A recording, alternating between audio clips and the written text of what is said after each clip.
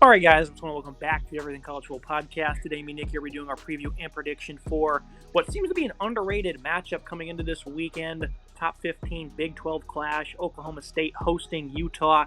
Utes are 2-point favorites, 52 is the total, 4 p.m. Eastern time on Fox from Stillwater at Boone Pickens Stadium. Getting things started with this Utah offense. Cam Rising should be back for this game. Missed last week with a hand injury, only played about a half a ball against Baylor.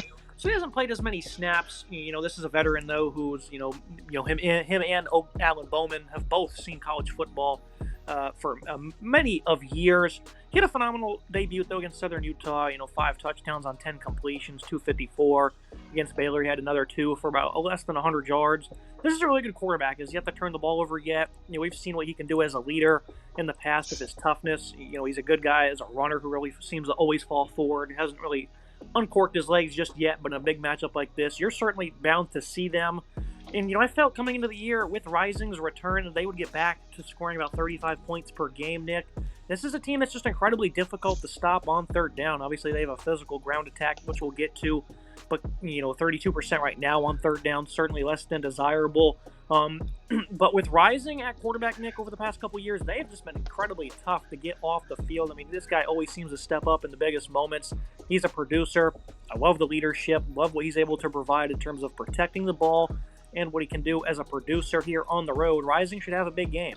Cam Rising, certainly the type of guy you want leading your football team. He's been around college football, been experienced, and is a really good veteran player who's battled through injuries to return this moment in time. 62% comp rate, 346 yards passing, and 7 touchdowns through 2 games. Very impressive numbers. I like what I've seen so far out of him. He's been really solid for this offense, which seems to be, firing on good cylinders so far this season. He's been really comfortable, locked in, and looks to be going strong for this offense. I really like what I've seen with him. Obviously, as long as he stays fully healthy, he's a big threat for this offense. Hasn't really used his legs a whole lot like you were mentioning, but I think he will get closer to that as the season goes on. He's a guy that's a veteran, a field general, knows what's going on, and you certainly feel comfortable if you're a Utah fan with him under center for this offense. Has looked really good so far, no mistakes. Feels confident playing against an Oklahoma State defense that isn't really firing on all cylinders, which we'll get to a little bit later. So this matchup looks pretty favorable for Rising.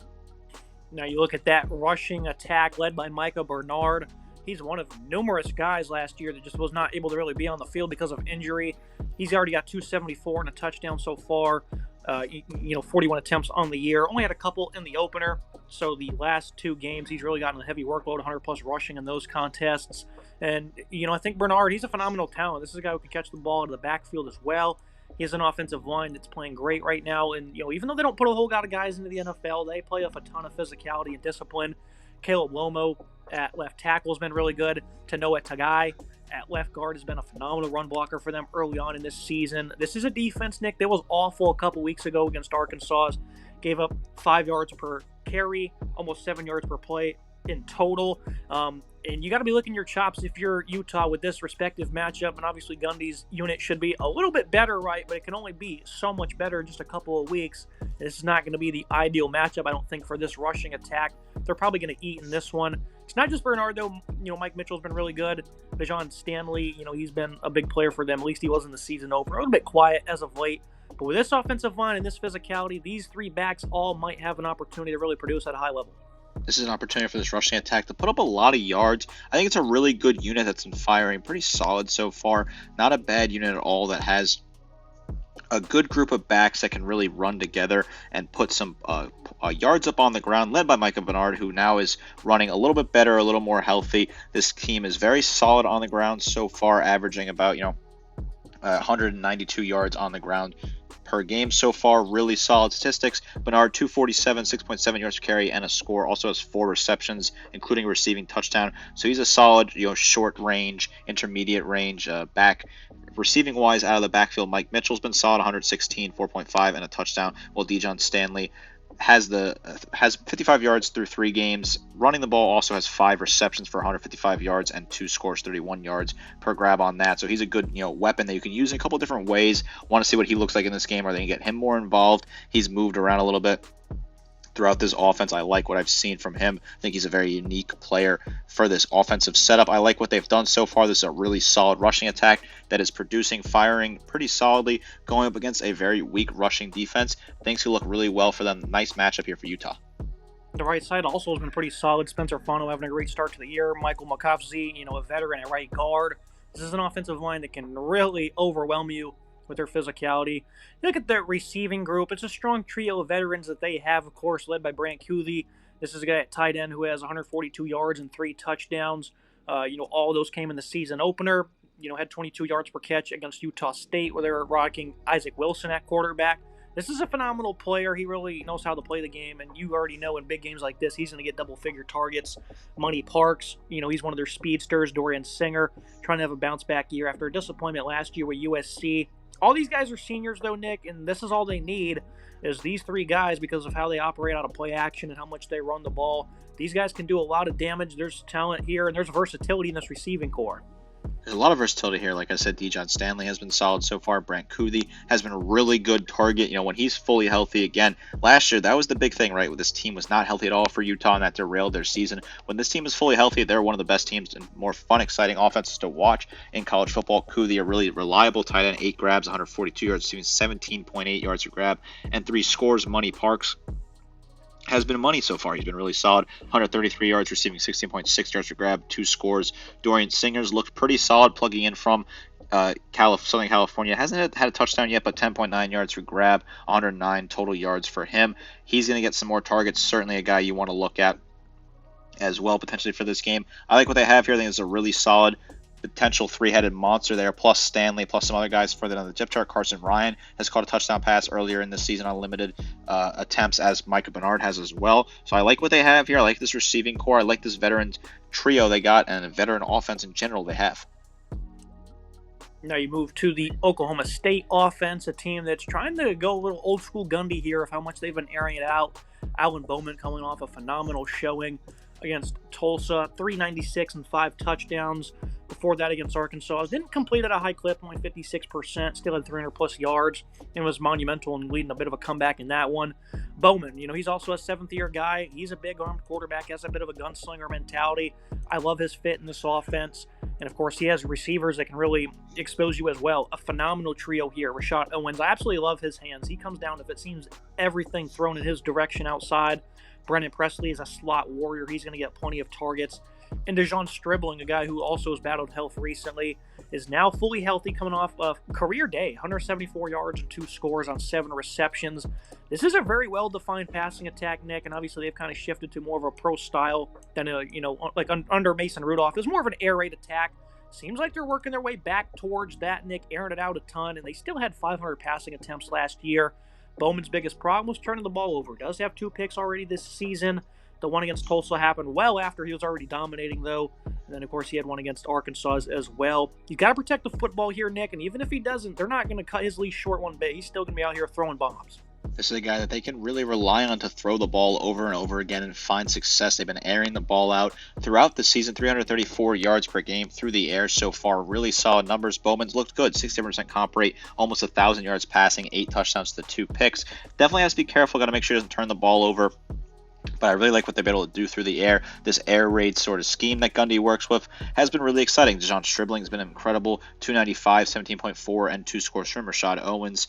188 and a score so far. Brennan Presley as well, 172 and 3 scores for him. He's been a really solid red zone target. Talon Sherton as well, 121 yards receiving, 1 score for him. Josh Ford has 6 grabs, including a touchdown as well for about 55 yards. So there's a lot of by committee approach here, a deep receiving room, a lot of solid players here they're targeting. I really like what they have. Ford, as a tight end who is a true freshman who is getting some targets early on, as well as a touchdown. So love the confidence from the true freshman tight end. I like what they've been able to do so far. This is a nice receiving room, headlined by Owen, Stribling, and Presley, who are all really playing strong, with Shertron behind them, who's a really solid number 4 option. I like what this wide receiver room has, and I like what Bowman's been able to do. Yeah, Talon Shetron, 110 yards against Tulsa last week. So, they have a variety of different options here of this receiving group. And, of course, we just praised this offense already, and we didn't even mention Ollie Gordon yet, who the last 2 weeks, quite concerning. Under 3 yards per carry on exactly 17 attempts. Had a monster day in the season opener. He's only had 1 touchdown, though. With those, woeful numbers the last 2 weeks against opponents they probably should have did a lot better against, especially with the offensive line that has just an absurd amount of experience. Left tackle Dalton Cooper is phenomenal. Left guard Cole Birmingham, big fan of his. Joe Mikowski at center. It's like his third year in a row at that position. Preston Wilson's been a really good pass blocker at right guard. And then right tackle, Jake Springfield. Not sure if he's going to play in this one. He's considered week to week right now. Isaiah Glass, though, I think he'll be a more admirable player here. But this is a phenomenal Utah run defense, Nick. Their D-line's loaded. We'll talk about them here shortly. This is not the ideal week to try and get back on track with a rushing attack that has been struggling. It's really not, doesn't make a whole lot of sense because this is a very good back in Ollie Gordon, who will be a workhorse, and they're going to feed him the rock as much as possible, especially in the red zone. He's an incredibly elusive player. This will be a physical matchup in the trenches, but they have to be better. The O-line's been great at keeping clean pockets, but we need to get more of a push up front to have that ideal balance. Ollie Gordon has not been himself so far this season. It's disappointing because he is such an incredible back to watch, such a talented player.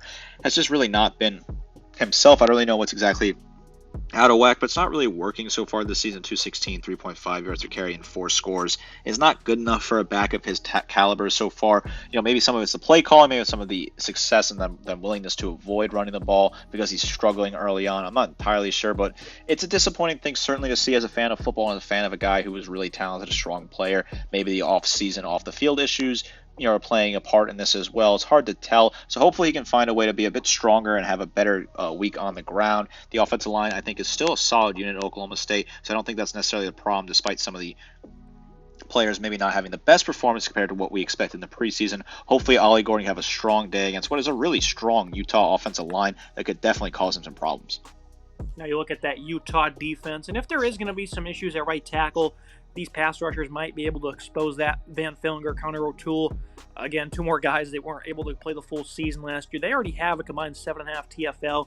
Keanu Tadovaza on the interior is phenomenal. Junior Tafuna is a phenomenal run stopper. I mean, this is a front 4 here that's as good as anyone in the country. They're incredibly underrated.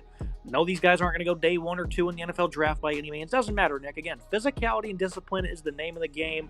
These guys are all hungry to compete this year because, again, a lot of them just injury bug hit the entire roster, it seemed.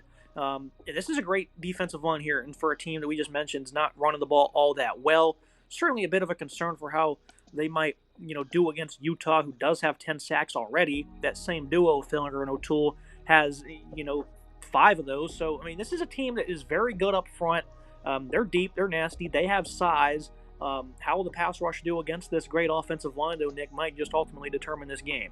This is certainly a matchup that you want to keep an eye on. Van Fillinger has been really good so far this season. 16 total tackles, 5 tackles for loss, 3.5 sacks, 3 pass breakups. Big physical on the defensive line. Connor O'Toole, 12 total tackles, 2.5 tackles for loss, 2.5 sacks. Good numbers there. Junior Tafalo as well. 10 total tackles, 1 tackle for loss for him. He's been really solid. A bunch of other pieces have been strong in rotation that you listed off there. This is a very deep unit with strong pieces. Logan Fano is a solid piece as well. They're really strong. They're really solid at getting in the backfield and certainly can cause some problems on this offensive line that's had some issues, particularly on that right side, and plug up those running lanes and give a struggling back an even tougher day. And of course, you look at a linebacking group that's just as good. Lander Barton leading the way. Has missed a variety, a good amount of tackles already this year. This is a veteran. Karen Reed didn't play last week. Should be good to go in this one. He's going to be the tone setter in the middle of their defense. Sion Fotu, he's been getting involved. He hasn't been that great, though. I don't think they want him playing that much in a contest like this, a younger linebacker there. Phenomenal duo between Bart and Reed, Nick, playing behind this front 4. It's going to be hard to run the football because they've been phenomenal, especially last year. They were elite against the run. They're going up against a matchup that we're going to allude to a lot because it's a good of one. A veteran O-line, an elite back that can compete for the Heisman. This will be an elite matchup, but the defensive line probably won't be able to do it all by themselves. These backers will have to be good, and I think they will. This is a linebacking unit that's a very strong, some good leaders. Lander Barton, 12 total tackles and a pass breakup for him. Siano Fatu, 11 total tackles and a pass breakup for him as well. Kieran Reed, he's a really good player. He moves around a lot. They play him in that rover position. I like what he's able to do there. Very versatile player, 8 total tackles for him, plus a fumble recovery. Trey Reynolds is a sophomore in rotation who has 7 total tackles. Been impressed with him so far. I like what this linebacking core can do. I think it's a solid unit in the middle of the defense. Good players there that can really quarterback this defense. The Utah secondary coming into the season, I felt like this probably be a bit of a weak point for the Utes. Zamiah Vaughn is a veteran corner. I'm certainly confident in his abilities. Elijah Davis and Cameron Calhoun, a player who did have a big interception last week. How they fare against these receivers, I think, is the biggest question mark. Smith Snowden in the slot. He's been, a mainstay in that role this year. He's been a really good run defender, a nice tackler. He's going to be tested significantly in coverage, though. And they don't have, really a tone setter like last year. They had, Cole Bishop back there. He's not there. You got Nate Ritchie, Tyo Johnson. These are your two safeties you're rocking with. Johnson's also had a phenomenal start to the year. But overall coverage abilities have not been tested yet. And I certainly think against these receivers, it might be an opportunity for them to get exposed because there will be a lot of clean pockets. Even though this is a good pass rush, you can't win every single rep, especially against an O-line like this. So I think that Oklahoma State, Bowman and his pass catchers, they're going to have an opportunity to attack this secondary that's relatively young, and I think that's going to be a very tough ask for them to slow down. I think they're probably going to have a tough afternoon here against Oklahoma State's passing attack. There's some really solid pieces, but I also have the same sort of feeling that you do, that there will be a tougher afternoon for some of these pieces. Tao Johnson, I like him a lot. 14 total tackles, 2 tackles for loss, a pass breakup. Smith Snowden, 13 total tackles, 3 tackles for loss, a pick, and a pass breakup for him. Elijah Davis has 7 total tackles and interception as well. Simeon Vaughn has 7 total tackles, tackle for loss, pass breakup. Cameron Calhoun has 3 total tackles, an interception, and a pass breakup for him. Solid numbers so far out of the secondary. I do expect a weaker game here. I think Bowman will be able to torch them and get his way and have some really big moments, which I think is a key for this Oklahoma State offense. I like the matchup here. I think they can have some success against this secondary for Utah. Even though the Utes came away with 2 interceptions last week, Utah State early on was having a lot of success through the air, into the game with about 250 and 2 scores. And so this is a completely different animal here because Utah State, they got shut out the week prior against USC, so not a great look there. They look at the Oklahoma State defense, a unit that we figured would probably take a leg up compared to last year's. They were no good, giving up about 20 points per game so far this season. They held South Dakota State and Tulsa to under 400 yards each. But against Arkansas, they were on the field for 93 plays, gave up 650 yards. They were awful, Nick, in that game. And that yards per play number at one point was incredibly high. I think they gave up like 7 plays of 15-plus yards in the first quarter. They settled down. They forced some turnovers. They came up with some big stops, especially in overtime where they walked away with a 4th down to win the game. So this defense is able to step up in crucial moments. That's certainly important. But for now, they're going up against a physical offensive line, strong running game. This defensive line I'm not that confident in. Iman Otis, Albi Adezigbo, not that good. Deshaun Brown and Cody Watershed, they've been pretty solid players for them up front. They've been rotating a lot of different guys on this defensive line out there, and it just seems like none of them are really clicking so far collectively as a group. They need to be better in this one. Colin Oliver not coming off the edge in this one, Nick. He's out for an extended period of time. That's not good. You just gave up almost 700 yards of offense in a game that you're able to win, and now you're losing your best player off the edge. It's not ideal. What do you think this defense can do to try and be a lot better, because it was ugly against the Hogs? I have concerns about this defensive line. Certainly losing Colin Oliver, I think that's a very concerning loss. He hasn't been playing phenomenally so far this season, but still, that's a guy that you don't want to lose. He does have a sack, 2 tackles for loss, a pass breakup. He's a big player for this defense. Losing him, not exactly ideal if you're an Oklahoma State fan. Obi Igbo as well is a solid piece, 12 total tackles, 4.5 tackles for loss, 2 sacks for him. Iman Oates as well, 6 total tackles for him. Kobe Watershed, 5 total tackles, a pass breakup for him, plus a fumble recovery. Deshaun Brown, 2 total tackles, tackle for loss. They're going to have to step up, right? Next man up mentality is certainly what you got to expect at Oklahoma State here. They got to be strong on the defensive line. Justin Kirkland's probably going to slot in at nose tackle and get a lot of meaningful reps here. He has 3 total tackles so far this season. Can he be a big difference maker? A lot of pressure relying on him, because this offensive line for Utah is very strong. They're going to try to overpower him in the middle there. And, they did end up walking away with 10 TFL against Arkansas. They really started selling out for the run, and it led to success. Izigbo had 3.5 in that game. So he's one guy that's kind of really separated himself from everybody else, but just hasn't been consistent against the run. Even though Oliver's out, they do have Nick Martin, who's still a phenomenal player. 34 tackles, 5.5 TFL. He was major in that win against Arkansas, as he was one that really stepped up and made a lot of plays for them. So he's great in the middle for them. The rest of the linebacking core, Jeff Robertson, a guy who's a young, he's a veteran, but hasn't seen the field that much in his career. He's one that certainly is going to have to continue to step up the linebacking group overall. One that, we weren't really all that hype on. A lot of people said it was one of the better ones in the country, and I guess if you're considering Oliver a linebacker, sure. But Martin, he can't do it all himself because he is an aggressive player, and sometimes it gets him in trouble. But they're going to need that attitude if they want to win this game. I envision he's going to be in the backfield a lot. Can he come down with those plays? That will be the biggest question. He's going to be a big piece for this. They're going to have to get a lot out of him at linebacker. 34 total tackles so far this season, 5.5 tackles for loss, a sack, 2 pass breakups, a do-it-all guy, stat teach software type player. I love to rattle off those stats for. Really impressed with him. He's going to have to be a big leader, quarterback this defense, be a big difference maker. I'm expecting a big game out of him. I think he will have a really solid game here. Jeff Roberson will be his partner here. 10 total tackles, 2 tackles for loss, and a sack for him. He's a guy that I think is underrated, a veteran that's really getting some opportunity now with injuries. Justin Wright will be involved. Kenneth Harris potentially may be moved around. Kendall Daniels will be also potentially involved at this linebacking core. Daniels has 12 total tackles, 1.5 tackles for loss, a sack, and 4 pass breakups. They move him around a little bit. Wonder what this linebacking core will fully look like. I think they have some decent pieces despite losing some other players due to injuries. I'm hoping this linebacking core have a strong day, and I'm counting on it. I think they will. DB Trey Rucker, he's also been playing a lot in the box, so you might see a more of an increase in that role in this game. Looking at the secondary, this is a unit that was highly critical. We were critical of last year because they weren't very good, and they haven't been very good in this one, 129th nationally. They do have an interception in each of the first 3 games. Of course, Taylor Green, Arkansas, they were just throttling them, 9 yards per attempt, 400-plus yards in that one. They haven't been bad in the other 2 games, and overall they're limiting opponents to a 54% completion rating. So a little bit of good, a little bit of bad. Corey Black, Cam Smith, 2 corners who, they've had their ups and downs. They've both around 100-plus yards so far this year. Corey Black has been a much better player for them, though. Cale Smith is the 3rd corner, gets on the field a good bit. Cameron Epps, still a player that can make a lot of plays for them. A younger guy who's still growing after a phenomenal start to his career last fall. Kobe Hilton, a veteran they transferred in. He's also managing a lot of slot role. And, of course, I alluded to Trey Rucker. And then Dylan Smith, another phenomenal safety that they have. And then Kendall Daniels, like Nick alluded to. So they have veterans back here. I expect them to continue to be better. But Utah, with that play action, Nick, is hard to cover. And I'm not all that confident they're going to be able to slow down this passing attack. But creating turnovers, limiting opponent completion percentage, that's something they're actually really good at doing. So I expect them to be aggressive in this matchup, and they're going to walk away with some big plays on occasion, but will it be enough?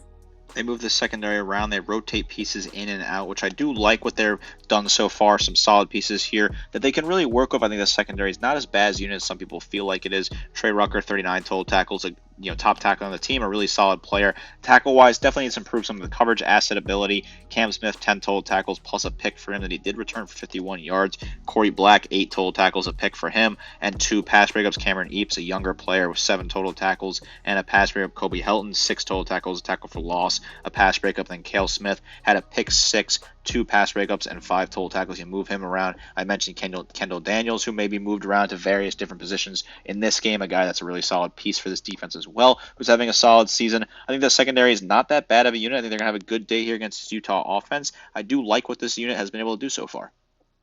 Now, looking at tail of the tape, the team comparisons, at quarterback, you're going to call it even, right? Both of these guys are like double super seniors, and I think both of them are very good. Rising certainly has more abilities as a runner, but they're both really good leaders, and they can both make great plays late in football games. I'm going to call it even there. And I think the entire edge will go to Oklahoma State on offense. Maybe you could call the O-line even. I think they're better at receiver, and Ollie Gordon's obviously going to get the nod there at running back.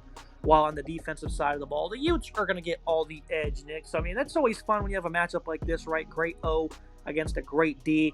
But overall, it seems like the Utes might have a better edge because the defense for Oklahoma State isn't as up to par. This is a very interesting tale of the tape. I do think, when you look at this, right, offense versus defense, these are always fun matchups. I do think this defense for Oklahoma State is lagging a little bit behind, whereas the offense is a lot closer, I think, for Utah to Oklahoma State than the defense is for Oklahoma State to Utah. I think the Oklahoma State defense has a lot to prove this week because they got throttled against Arkansas. It looked absolutely off the block in that game. It really looked uncomfortable. I like the offense for Oklahoma State. I like the defense for Utah. This is a very fun grudge match that we got here on week 4. One of the final thoughts and the prediction. Keys to the game for the Utes: ground and pound, eat that clock, and of course make Gordon's day difficult for Oklahoma State. Defense has to be better across the board than it was against the Hogs, and you got to let Bowman cook. I really want to pick Oklahoma State to win this game. It just seems like this is when Gundy's crew, seems to live up to the moments, and even when they're down in games like they were against Arkansas, they fought back and won that one. It's just too hard to pick them, Nick, and again, I did pick them in the preseason, so I kind of want to follow that. But I'm not going to. The defense was just so bad for me to, replicate my prediction from a couple months ago. think that Utah's going to run the ball very well. And if it's going to be a 2-point game, I might as well just pick the Cowboys, right? But I think the Utes, the rushing attack's going to be too much rising. These guys love to pick up, yards in bunches, and they're going to be a lot more disciplined. They're not going to fumble the game away like Arkansas did, right? They're just too disciplined for that. So even though it's a bit of a closer game in terms of score, I think the Utes will get the job done. Probably going to root for Oklahoma State, though. I love what they have, and I love to see this team accomplish a lot. I'm going to stick with the Utes, though. I'm going to take Oklahoma State in this one. I'm going to pull the trigger and go with the Cowboys. I like the Pokes at home. This is a good matchup for them, in my opinion. I think they have an opportunity here to be a really strong offense. I like what they can do against the secondary. I think Bowman's been really solid. They've scored 44 points against SDSU. They've scored 39 against Arkansas and 45 against Tulsa. So I expect them to score 40 points in this game. I think, if you're looking at a total, I like the over-under in this one. Certainly, I like the over in this one. I like this game to be a close, competitive shootout. I'm taking Oklahoma State. I trust Gundy in this one. I think that crowd's going to be absolutely ruckus. Top 15 matchup. The crowd's going to be crazy down there in Stillwater. They get up for these games. That stadium's a tough place to play, very underrated, tough atmosphere. I like Oklahoma, so I think they're going to be able to get some big stops on defense, find a way to solve it. I think they're going to end up getting some huge plays on offense. I think Bowman's going to have a fantastic day attacking that Utah secondary, and they're going to run away winners in this one. It was a huge clash in the Big 12 early on in the season. It is a pretty low total at 52. I think the books are expecting that, both teams will run the ball pretty well, and they'll eat a lot of clock. I can totally see that, but I think at the end of the day, you're also going to see a lot of big plays as well to really boost that total fast. So high scoring affair for both of us. It's going to be it for this episode. As always, Nick, appreciate you joining me. Again, top 15 matchup, but one that's not really being talked about as we enter week 4. This is a very exciting matchup. Looking forward to what it looks like in week 4. A really fun matchup going on down there in Make Stillwater. sure to like, comment, subscribe. See you next time.